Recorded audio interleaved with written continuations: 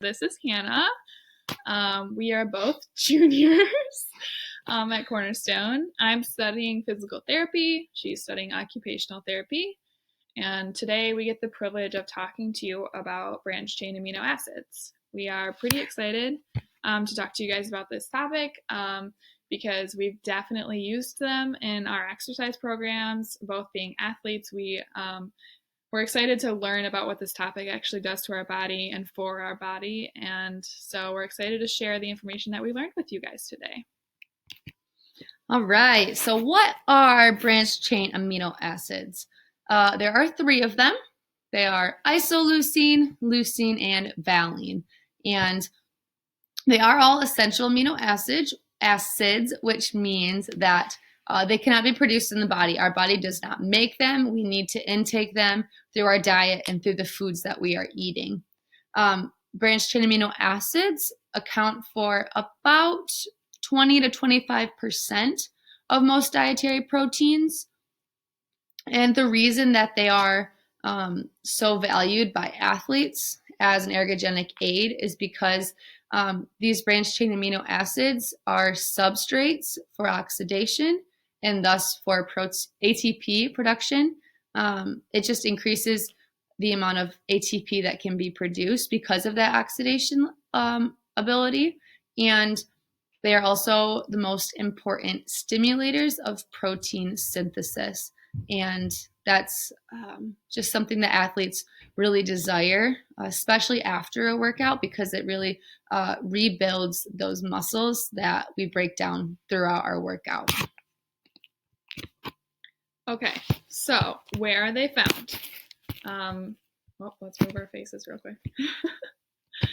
Okay, branched chain, the term actually refers to the chemical structure of branched chain amino acids.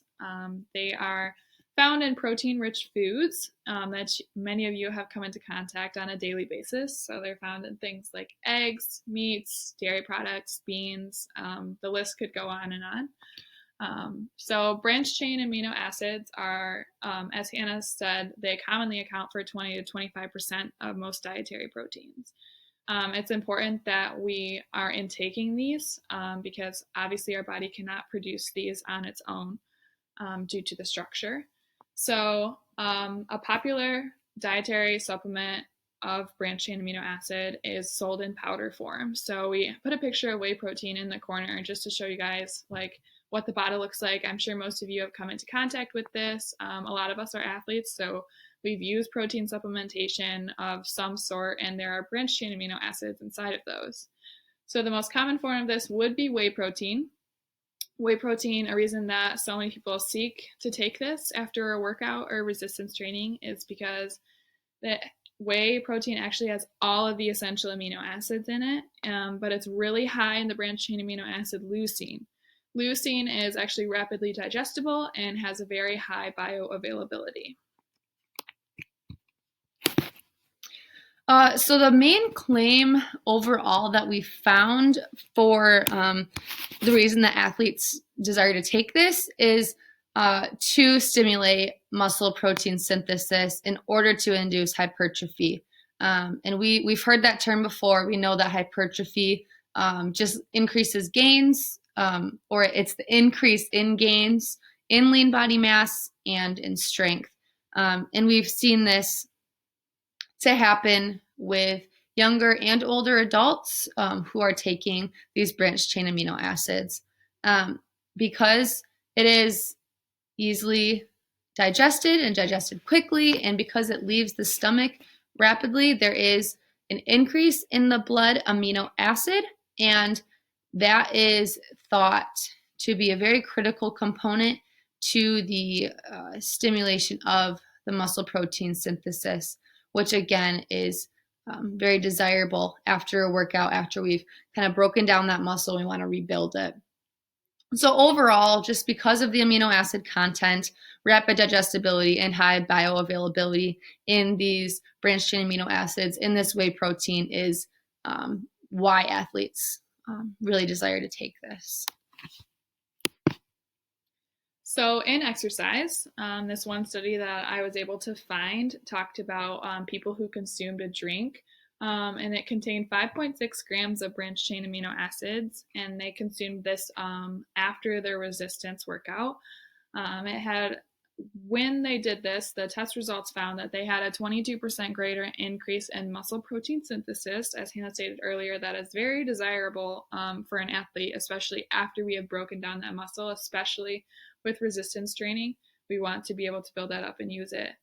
And so this was 22% greater increase compared to those who actually consumed a placebo drink. So the next slide shows you move our faces again.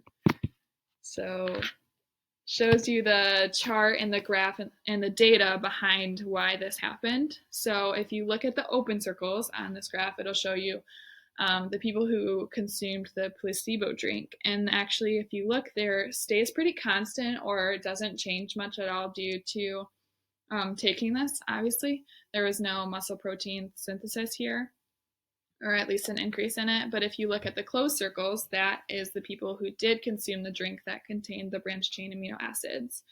And you can see there was a large spike and a large increase in the muscle protein synthesis for these athletes that did this after their resistance training. So legality. Branched chain amino acids are legal in the United States.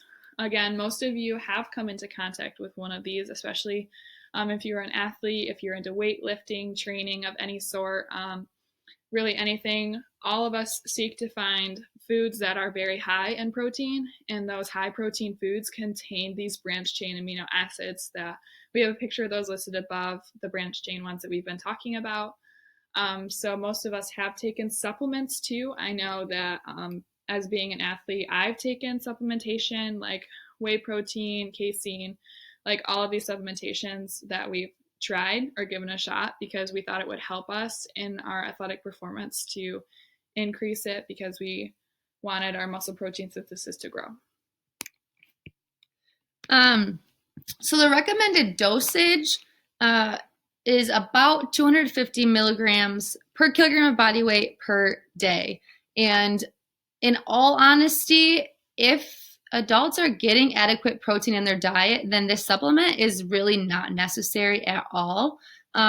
Americans typically are intaking way too much protein as it is. And so this is not a supplement that is necessary for us to be taking. We should be getting it in the safer forms of food if that's available to us, which it is. This supplement is recommended for elite athletes who are doing a lot on their bodies because they need that extra muscle protein synthesis. However, even us athletes at Cornerstone, we're probably not reaching quite that level where it's absolutely 100% needed for daily life. As long as a person doesn't exceed 35 grams of branched chain amino acids per day, there are normally no side effects that we know of. However, if you intake way too much, if there's high levels of intake of branched chain amino acids, it could increase the amount of insulin resistance in the body, which could potentially lead to type 2 diabetes. However, those who are intaking a lot of this, the supplement, are being quite active, and that's not a characteristic of getting type 2 diabetes. However, they do say that there is that potential there. So overall, we kind of wanted to talk about what does this mean for the average athlete? So for the average athlete, we just would encourage don't take too much protein. We are getting a lot as it is, and we really don't need that additional protein if we're intaking the right amount of foods.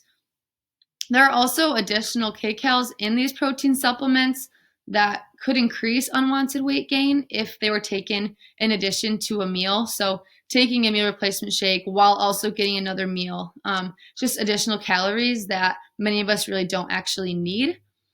Branched chain amino acids are good for you. We do need them, and we need to intake them. but we really need to focus on getting it in our diet and not from supplements. So we would encourage that after a workout, you eat lean meats, you eat eggs, and you drink dairy products, and get your essential amino acids that way. Get those branched chain amino acids through those foods rather than this branched chain amino acid supplement. So this is our works cited. So that is all the information that we have for you guys on branched chain amino acids. We hope you enjoyed our presentation, and we look forward to hearing from you guys, and we will see you later. Bye. Bye.